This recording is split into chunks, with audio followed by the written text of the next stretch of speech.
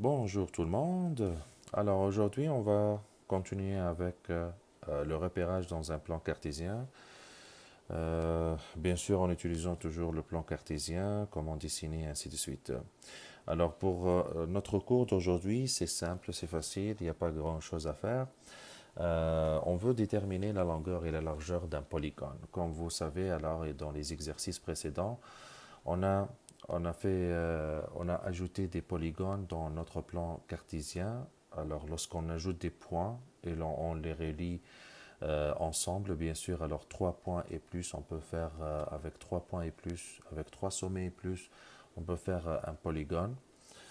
Euh, alors, bien sûr, alors ces polygones, ils ont des mesures.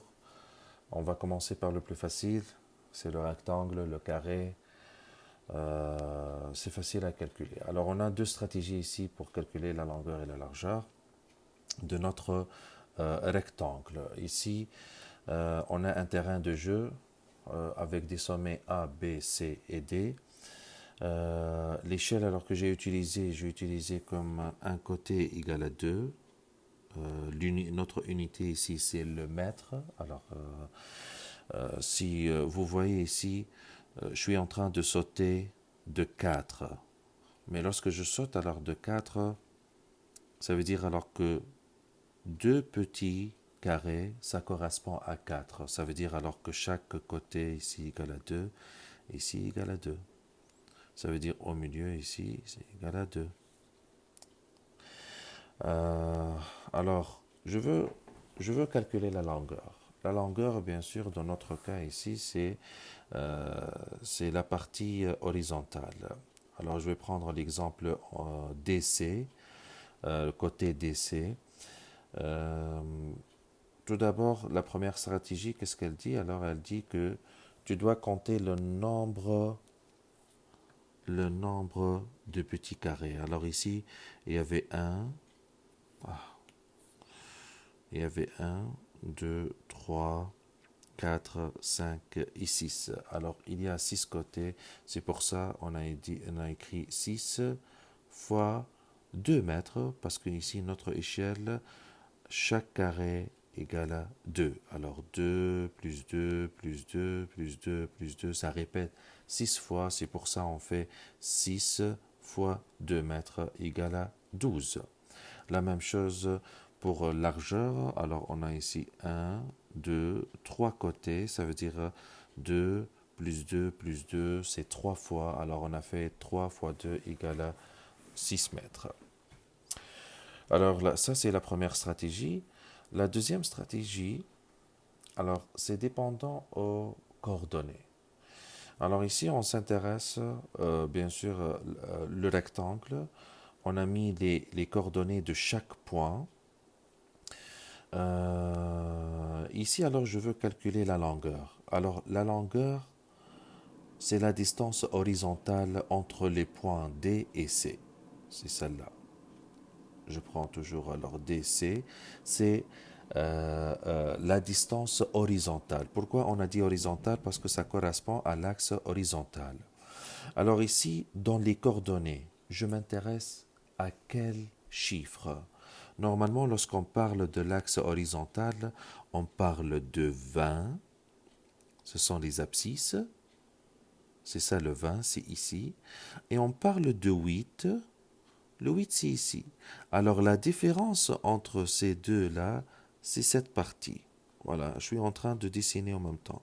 Alors, cette partie-là, entre 20 et 8, ça correspond aussi à la partie horizontale de notre rectangle. C'est la longueur horizontale. C'est la longueur de notre rectangle.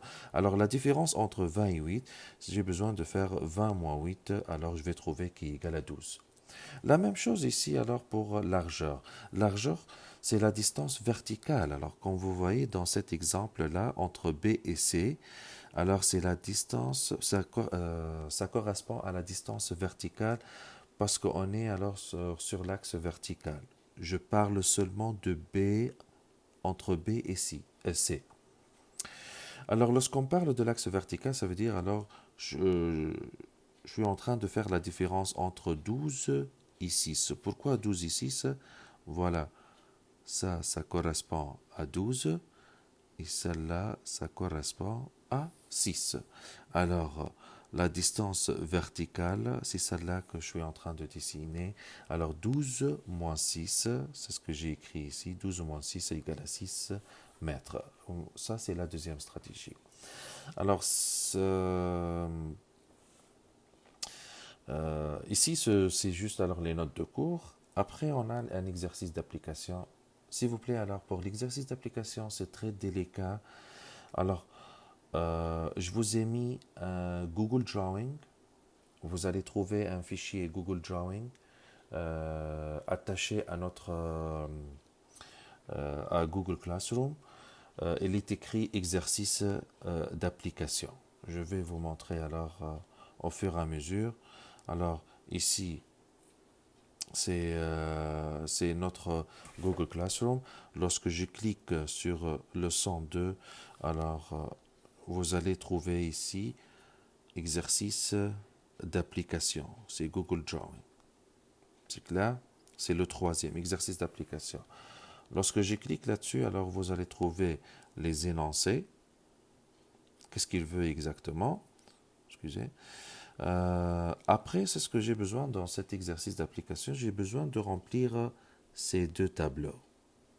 Alors, les deux tableaux, ils me demandent les coordonnées de chaque point. Les coordonnées. Et après, la longueur de chaque côté. Longueur de celle-là, longueur de celle-là, longueur de celle-là et longueur de celle-là. AB, BC, CD et DA. C'est bon? Alors, s'il vous plaît, pour les tableaux, il faut les remplir dans la feuille de réponse. Je les répète. OK. Pour exercice 1 maintenant, on a deux choses à faire. On a le traçage des points.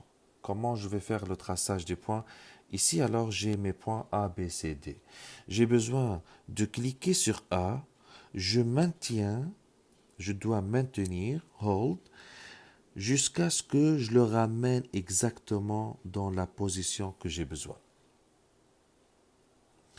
La même chose ici pour B, pour C et pour D.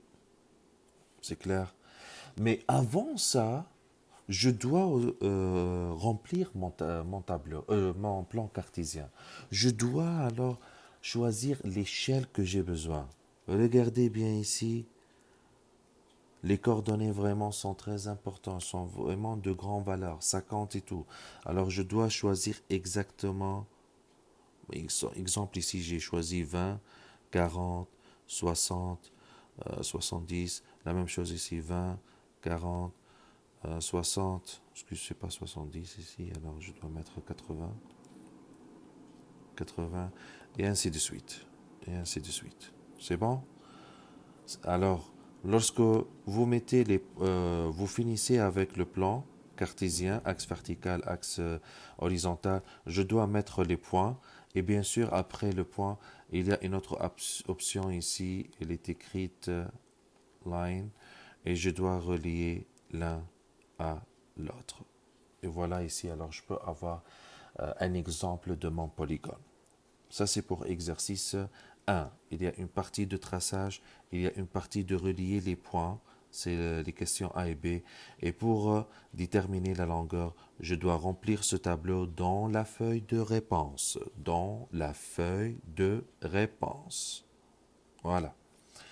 Exercice 2, c'est presque la même chose, sauf que ici, alors, la même chose, je dois remplir mon tableau, 1, 2, 3, 1, 2, 3, et ainsi de suite, et ainsi de suite.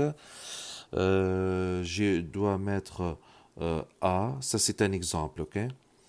Je dois mettre A et B, excuse. Et après, je dois chercher C et D pour avoir les coordonnées, pour avoir, pour avoir un carré. Alors ici, je vais mettre ça, ça. Je dois chercher les coordonnées de C et D. Je dois les remplir ici dans la feuille de réponse.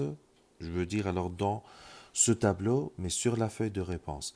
Et après, je dois relier les points l'un à l'autre et je dois calculer la longueur de chaque côté. La longueur de chaque côté. C'est clair? Bien sûr, sur la feuille de réponse. Après, ici, pour exercice 3, alors c'est un exercice optionnel. Pour ceux qui aiment Astérix, vous avez étudié déjà, alors vous avez lu, je crois, un livre avec Monsieur Berube à propos d'Astérix. Alors, heureusement, on a trouvé un exercice avec des plans cartésiens, euh, remplir les points jusqu'à ce que, bien sûr, il faut suivre ici comment relier les points et essayer de colorier Astérix. Et prenez une photo, l'envoyez-la moi. Ah, ben c'est tout pour aujourd'hui. J'espère alors que vous vous amusez.